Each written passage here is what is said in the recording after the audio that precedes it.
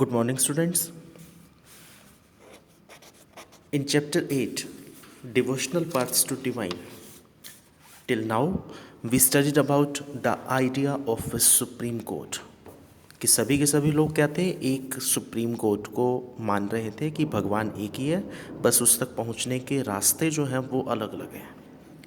Solvation हमने किया था कि मोक्ष प्राप्ति. अब मोक्ष प्राप्त करने के लिए क्या थे कि लोग अलग अलग तरह से भगवान की तरफ जुड़े हुए हैं. भक्ति इन साउथ इंडिया के अंदर हमने देखा था दो ग्रुप्स थे यहाँ पर, नयनार्स और अलवार्स. नयनार्स कौन थे? 63 ग्रुप्स थे ये, who belong to different caste backgrounds such as potters, untouchable, workers, peasants, hunters, soldiers, brahmins and chiefs.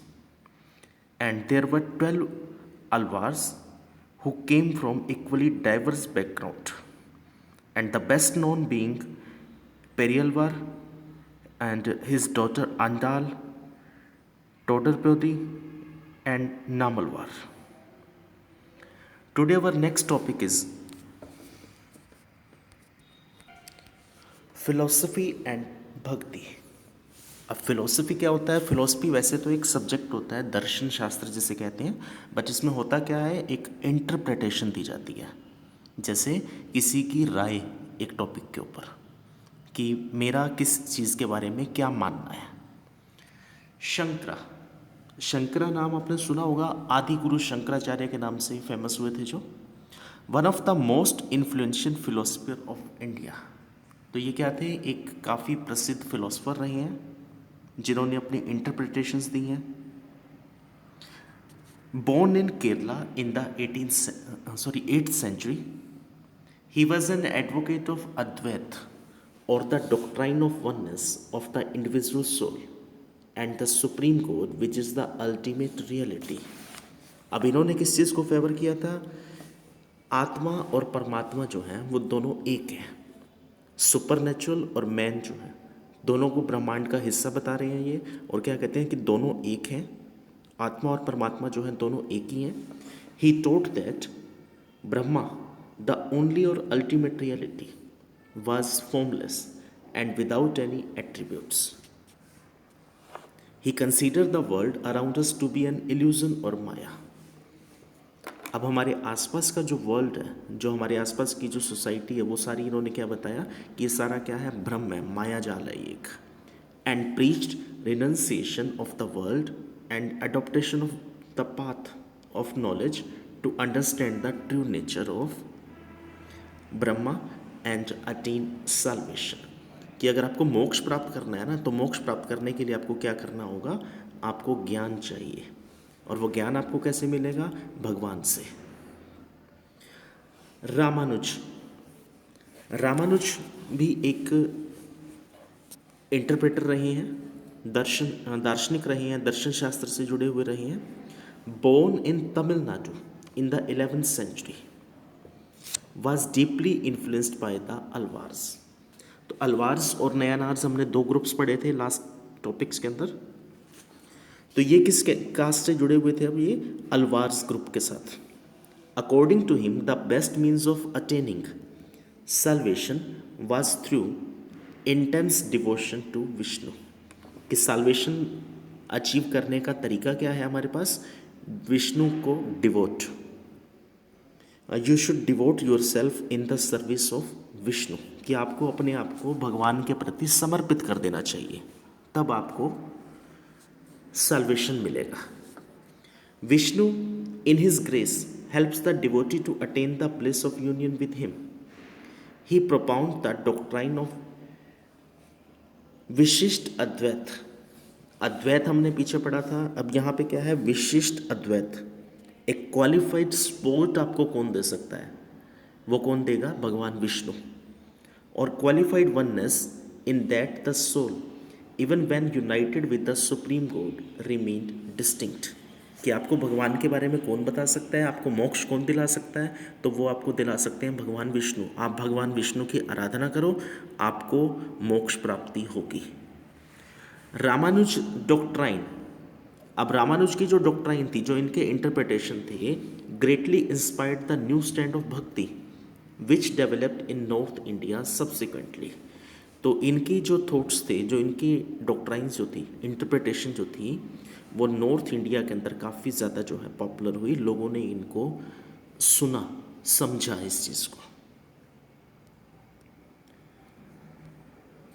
Basavanna वीर शैविज्म। बसवन्ना वीर शैविज्म कौन थे? We noted earlier in the connection between the Tamil भक्ति मूवमेंट एंड टेम्पल वर्शिप। अब पीछे हमने क्या पढ़े थे? भक्ति मूवमेंट्स जो शुरू हुए, टेम्पल वर्शिप जो शुरू हो रही थी। तो यहाँ पे एक नाम आया था अब बसवन्ना का। तो बसवन्ना कौन थे, थोड़ा सा इनके बारे में बताते हैं। 12th सेंचुरी के एक स्टेटमेंट्स थे जो ये बताते थे कि सब कुछ जो है कर्म पर आधारित है, कि इंसान चाहे किसी भी कास्ट के अंदर पैदा होता है, किसी भी धर्म के अंदर, किसी भी रिलीजन के अंदर या किसी भी कैटेगरी के अंदर वो पैदा होता है, लेकिन उसकी फंक्शनिंग क्या होती है, उसके कर्म क्या होते हैं, वो उसको नाम देते हैं, आइडेंटिफिकेशन देते हैं। अब जैसे भगवान ने यहाँ पर अवतार लिए धरती पर, राम के रूप में, कृष्ण के रूप में, बट उनकी फंक्शनिंग क्या रही, उनकी कर्म कांड क्या रहे, कर्म पर आधारित जो उनको भगवान का दर्जा मिला, कि राम को फिर भगवान तुल्य माना जाने लगा, कृष्ण को फिर भगवान तुल्य माना जाने लगा। तो ये कौन थे? 12th सेंचुरी स्टेट्समैन थे, फिलोसफर थे, एक पोइट थे एक, और लिगायत सेंट के नाम से जो है फेमस हुए थे ये। और वीर शैव मूवमेंट इन्होंने शुरू किया था कर्नाटक के अंदर। अभी कुछ रिसेंट ईयर में, लास्ट 2-3 साल पहले एक मूवमेंट हुई थी, और वहाँ पे लोग क्या चाह रहे थे अब कि हिंदुइज्म का एक अलग पार्ट बनाया जाए, हमें एक अलग रिलीजन दिया जाए। In turn to led to a reaction that is best represented in the Veer Shaiv movement initiated by Basavanna and his companions like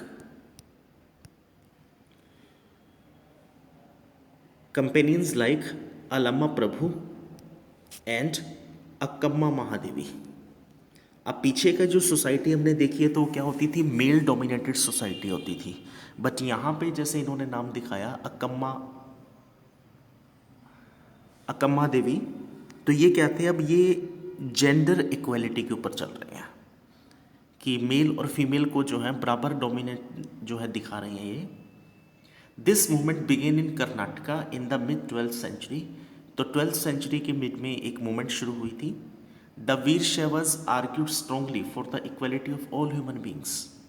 अब वीर शैव्स जो थे ये क्या कर रहे थे, इन्होंने इक्वलिटी के ऊपर आर्ग्यू किया काफ़ी, कि ह्यूमन बींग्स जो हैं वो सब इक्वल हैं, against brahmanical ideas about caste and the treatment of women.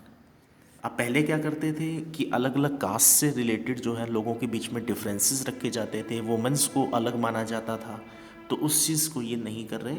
ये क्या कहते हैं, इक्वलिटी के ऊपर जोर दे रहे हैं। They were also against all forms of ritual and idol worship. तो जितने भी रिचुअल्स फॉर्म होते थे, पूजा पाठ, कर्मकांड, इन सब चीज़ों की जो है अगेंस्ट है। बल्कि ये क्या कहते हैं कि आप भगवान की अगर आपने सेवा करनी है ना, भगवान को अगर आपने अच्छा बताना है या भगवान की पूजा अर्चना करनी है, तो वो आप इंसान की पूजा कर, आप इंसान के साथ अच्छा ट्रीट करोगे तो भगवान आपको मोक्ष प्राप्ति करेगा। In this highlighted portion we may see वीर शैव वचन्स। तो इन्होंने जो बातें कही बसवन्ना ने, तो वो कुछ यहाँ पे दी गई हैं वचन्स के शेप में। The rich will make temples for Shiva, कि अमीर लोग जो है ना वो तो भगवान शिव के लिए मंदिर बना देंगे, क्योंकि उनके पास पैसा है, वो बड़े से बड़ा मंदिर बना सकते हैं। What shall I a poor man do, कि मैं तो गरीब हूँ तो मैं क्या कर सकता हूँ, मुझे क्या करना चाहिए भगवान के लिए, मैं क्या करूँ। माई लेग्स आर पिलर्स, कि मेरी जो टांगे हैं ना वो क्या है, पिलर्स हैं।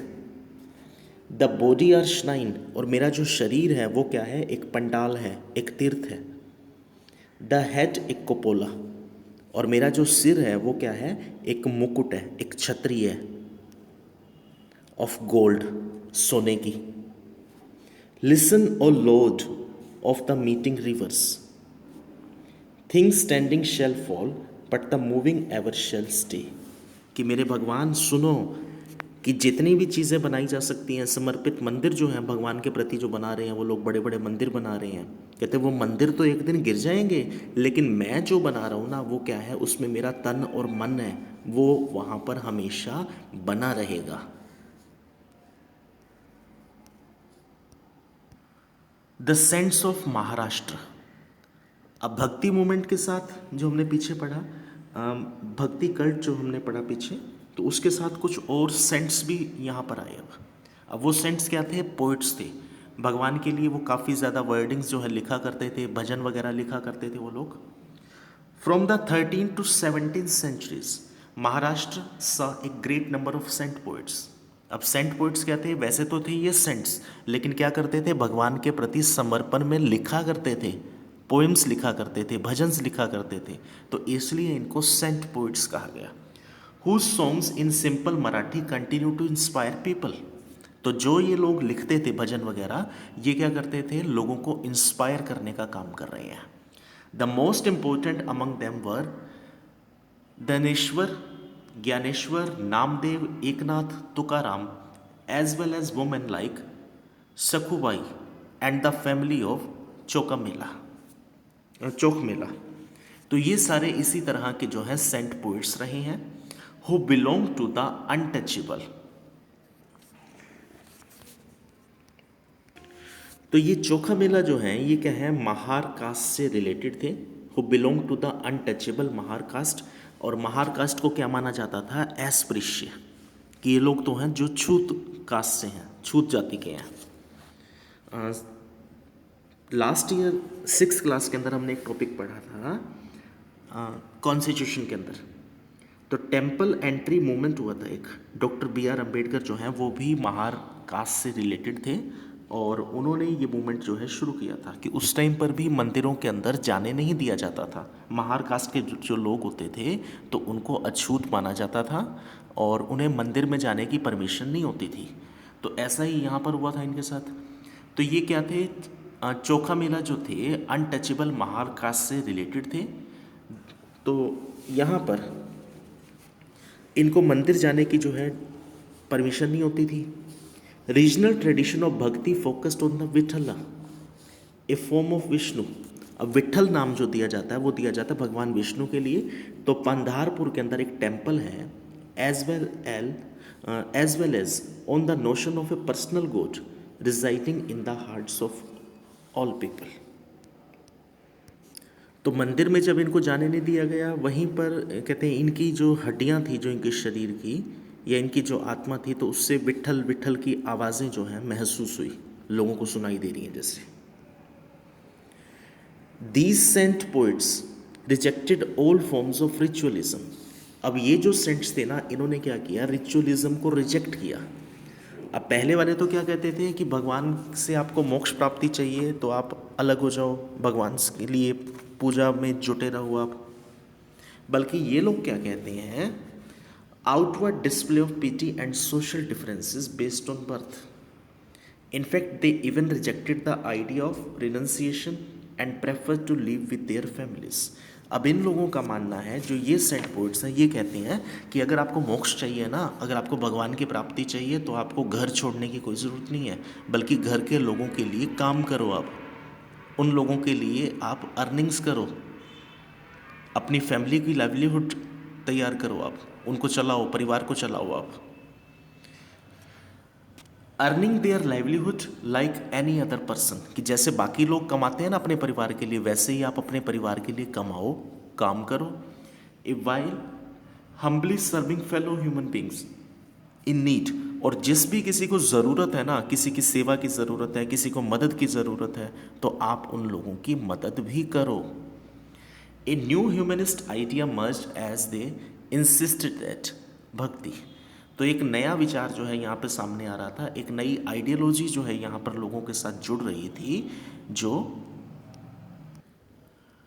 इन शेयरिंग अदर्स पेन, कि दूसरों का जो दुख है ना, वो दुख बांटने की कोशिश करो, वो आपका भक्ति का एक रास्ता है।